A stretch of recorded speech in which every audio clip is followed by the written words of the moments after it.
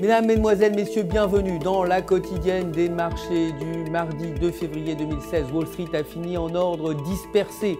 Les mauvais chiffres de l'économie chinoise ayant ravivé les craintes d'un ralentissement de la croissance mondiale et les cours du pétrole ont rechuté. Le Dow Jones a reculé de 0,10%, le S&P 500 de 0,04% et le Nasdaq a également reculé de 0,14%. Le dollar a également reculé face aux autres devises après la publication de chiffres révélant que la production manufacturière s'était contractée en janvier aux États-Unis. L'indice PMI pour le secteur manufacturier d'ISM a été inférieur aux attentes à 48,2 points contre 48,6 points prévus.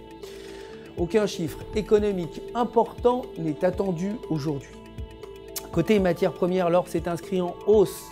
Lundi, clôturant à 1130$ l'once, les investisseurs ayant digéré les mauvais chiffres chinois. Le baril de brut a chuté, clôturant à 31,40$. Les espoirs d'une baisse de la production des pays de l'OPEP s'amenuisant et le ralentissement de l'activité manufacturière en Chine ayant ravivé les craintes d'une contraction de la demande dans les pays émergents. L'euro, quant à lui, a gagné du terrain face au dollar, même après les chiffres montrant un ralentissement de la croissance de l'activité industrielle dans la zone euro le mois dernier. Techniquement, selon le graphique de 4 heures, la paire se situe dans un canal symétrique entre la ligne de résistance de 1.0960 et le support de 1.0800. Si la bande supérieure du canal est franchie, la paire pourrait remonter vers 1.1100. Si elle repasse en revanche sous la bande inférieure, la paire euro-US dollar pourrait retomber aux alentours de 1.0700. La livre sterling a fini en hausse face au dollar après la publication d'un indice PMI manufacturier de 52,9 points contre 51,8 prévu.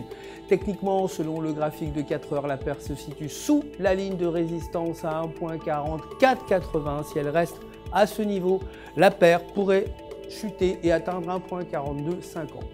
Avec un indicateur RSI supérieur à 50, la paire devrait franchir la résistance de 1.4650. C'est tout pour aujourd'hui. Je vous remercie. Je vous retrouve demain matin avec plaisir pour les prochaines actualités des marchés. D'ici là, restez avec nous sur www.ufx.com pour tous vos besoins de trading. Vous le savez, un conseiller personnel est là pour répondre à toutes vos questions. UFX joint à moi pour vous souhaiter une excellente journée de trading.